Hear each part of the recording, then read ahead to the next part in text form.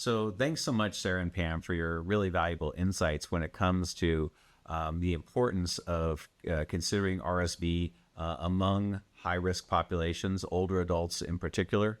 And I mentioned, and we've talked about who is at risk. Certainly the very old and the very young are at risk of disease. And I mentioned earlier that most of my patients have not one, but 4 or 7 chronic illnesses, particularly as they get a little bit older. And all of those illnesses generally can put them at higher risk. And I'm just going to highlight a few because the list is fairly long. So, of course, I think the one that's fairly intuitive is chronic lung disease, COPD, and asthma. Heart failure, that's another one that feels very intuitive. But remember the coronary artery disease. Severe viral infections are associated with a higher risk of acute coronary events. So we know that from data looking at COVID, looking at influenza. And so I'm always very concerned about somebody with a history of atherosclerotic cardiovascular disease, and I promote vaccination for them, actually with intention, talking about the risk of MI or stroke. And that's very motivating for people. Chronic kidney disease is an under-recognized but very important risk factor. And then I think 2 other groups that I think we can spend a little time on and highlight are folks who are living in a nursing home or some other long-term care facility, and those who don't have access to quality health care for one reason or another. So I don't know if one of you wants to start maybe talking about folks who are living in those long-term care facilities. So what we know from data in residents in any long-term care facility, there is an increased risk of severe illness and hospitalization associated with RSV.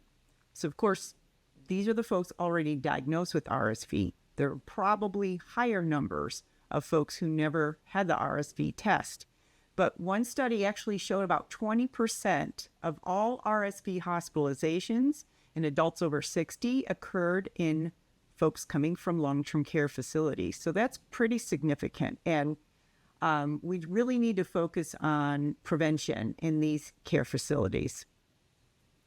Absolutely. And in my experience going to the nursing home, it's very difficult when you talk about those patients that are getting vaccinated. And part of that just stems from there isn't a huge push of patient education or family education for the patient. There's a time where every year they do all the yearly vaccines, and that even includes tetanus if it's been those 10 years.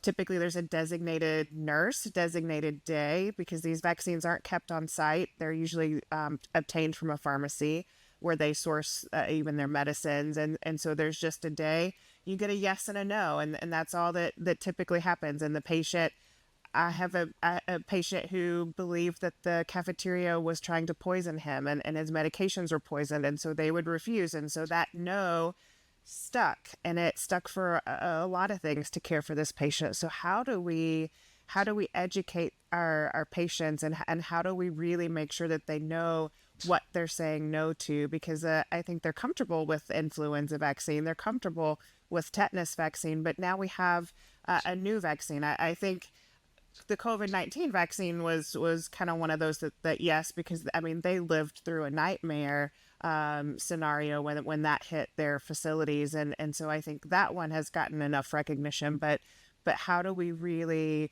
work into that scenario for our folks in long-term care facilities? It's just a really difficult situation. And as a provider, I think part of the issue is also trying to partner with these long-term care facilities and the folks who organize and control them to get more on board with vaccinating their population for all vaccine-preventable diseases.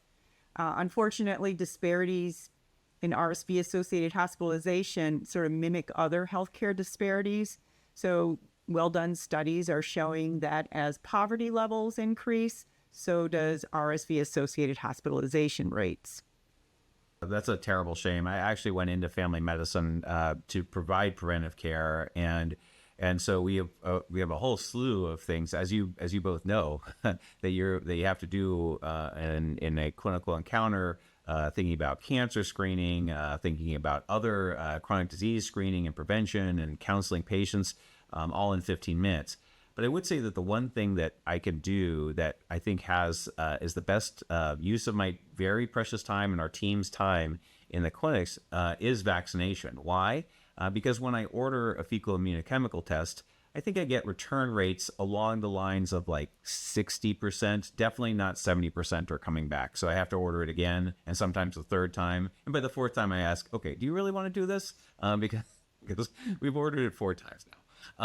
Mammography, patient needs a ride. They may need, maybe the place where they want to get the mammogram done doesn't take their insurance, etc. But the vaccine is something that I could apply oftentimes in my clinic, and I know it's done, and it's there, and it's going to be protective. So I think it's just so efficient because the patient doesn't have to go outside my doors. Yet, for patients who really are too busy, and we're doing more telehealth now, I think it's wonderful that we have pharmacies, which is the main source of our partners in vaccination these days, who can give good information and provide the vaccine in a very timely fashion. So we do have better options. And remember, it's exactly right, Pam, that it's those folks who live in poverty is an independent risk factor for RSV hospitalization. So we really want to be mindful about targeting that population because it's the best thing we can do with some of our precious time.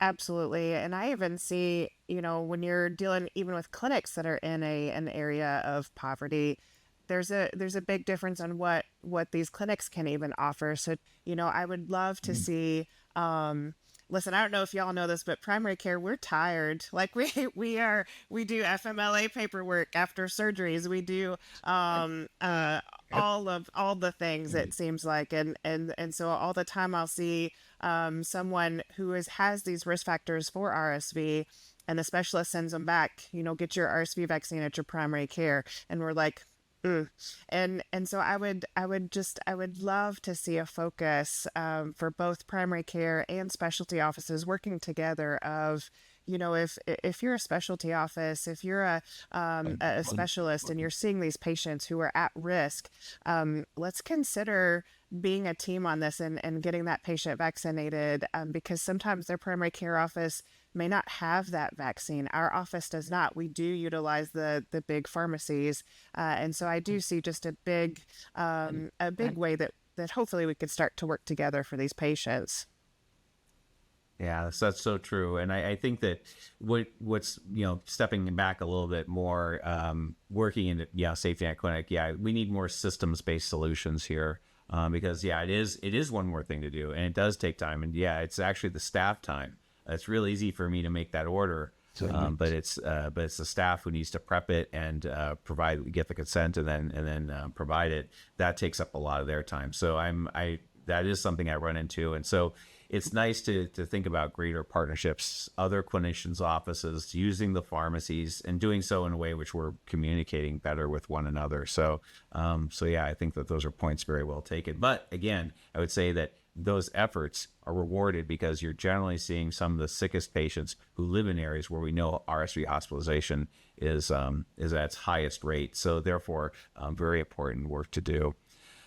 Thanks for the input on this great section. We've talked about vaccination kind of obliquely a few times now. Let's get into how it actually can work to protect our older adults in our next section.